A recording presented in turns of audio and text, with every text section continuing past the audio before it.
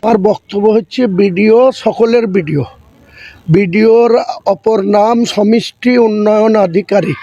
তাহলে সে 7টা অঞ্চলের প্রধান, গ্রাম পঞ্চায়েত, পঞ্চায়েত সমিতি আবার কথা শুনবে।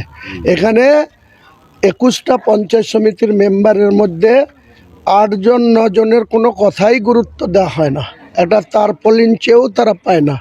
এখানে পঞ্চায়েত সমিতির মহিলা চেয়ারম্যান তিনি আসেন না, বিডিও আর তিনার হাজব্যান্ড, ওই মালিহাটি অঞ্চলের প্রধান মহিলা তার হাজব্যান্ড, সালারের প্রধান মহিলা তার হাজব্যান্ড, তারাই এখানে বিডিওর সঙ্গে দোস্তি করে মানুষের উপরে অন্যায় অত্যাচার বলডুজার চালাচ্ছে। এমনকি আমাদের কাছে অভিযোগ আছে যে একটা ওয়ারিশ সার্টিফিকেট চাইতে গেলেও টাকা ছাড়া একটা ওয়ারিশ সার্টিফিকেট, লিগেল ওয়ারিশ সার্টিফিকেটও ইস্যু হয় না। তো সেটা নিয়ে আমি কাকে বলবো? বিডিওকে বলবো। অথচ 6টা প্রধান আর পঞ্চায়েত সমিতি এইভাবে চলছে। একটা প্রধান আছে বাইরে টিয়া, সেখানে বিজেপির প্রধান, আর আমার অনুগামী বলুন আর আমার সঙ্গে ভোটে টিকিট না দিতে পেরে কিছু লোককে নির্দলে লড়িয়েছিলাম, সেই নির্দলের জিতা একজন উপপ্রধান।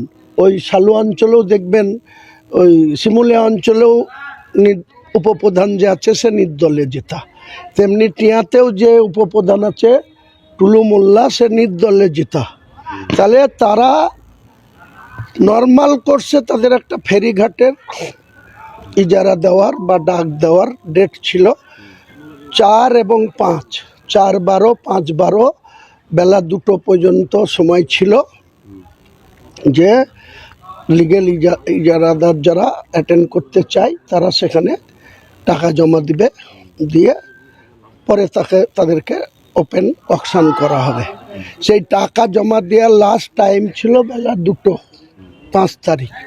কিন্তু দেখা যাচ্ছে যে ওই মালিহাটি কাঁদরার প্রধানের স্বামী রেজাউল, সালারের প্রধানের স্বামী, এখানে পঞ্চায়েত সমিতির কর্মদক্ষ, তারা গিয়ে ডাইরেক্ট সেখানে ঘাটের ওই পঞ্চায়েতের স্টাফ তাদেরকে হুমকি দিচ্ছে, গাল দিচ্ছে, বলছে আমাদের টাকা জমা নিতে হবে। হ্যাঁ, তো তারা তো ঘাটের অংশগ্রহণ করার মতো তারা কোয়ালিফাই হবে না। তাদের ঘাট যারা চালায় তাদের তো মিনিমাম অভিজ্ঞতা থাকা চাই, তাদের সাজ সরঞ্জাম থাকা চাই, তাদের ট্রেনিং প্রাপ্ত মাঝি থাকা চাই, তাদের দীর্ঘদিনের অভিজ্ঞতা থাকা চাই। বরুণ খাঁ দীর্ঘদিন ধরে সিপিএমের আমলে তৃণমূলেরও প্রধান ছিল সমরেন্দ্র, সব সময় তারাই ঘাট করে এসছে, তারাই ঘাট করছে। সেই ঘাট তারা জমা দিতে পারলো, আর এরা বিনা কারণে যে লাস্ট মুহূর্তে গিয়ে এদের উদ্দেশ্যই ছিল গত বছর এই করে ওই হুমকি টুমকি দিয়ে টাকা নিয়ে পকেটে টাকা ভরে নিয়ে চলে এসেছিলো। এবারও তাদের উদ্দেশ্য ছিল ওখানে যাব, যে আমরা তো ঘাট ডাকতেও পারবো না, ঘাটের ডাকারও আমাদের ক্ষমতা নাই বা আমরা কোয়ালিফাই হতে পারবো না, কিন্তু আমরা সেখানে যেয়ে আমরা তম্বি হম্বি করবো, তাহলে আমাদেরকে ওই বরুণ খারা টাকা দিয়ে দেবে, গত বছর যেটা দিয়েছিল। এবার কিন্তু আমার স্ট্রিক্টলি অর্ডার ছিল যে তোমরা লিগেলভাবে ঘাট ডাকবে, সেখানে নিয়ম মেনে, নোটিশের নিয়ম মেনে, প্রধানের নোটিশের নিয়ম মেনে তোমরা অ্যাটেন্ড করতে দেবে, এবং অকশানে যে হাইয়েস্ট হবে সে ঘাট পাবে। 9/12 পর্যন্ত টাইম আছে ঘাটের, তার আগেই অকশানটা করে দিতে হয়। তো আমরা কালকে লাস্ট ডেট ছিল, এরপরে 9 তারিখ হোক 10 তারিখ হোক, সেই যারা অ্যাটেন্ড করেছে তাদের অকশান হবে।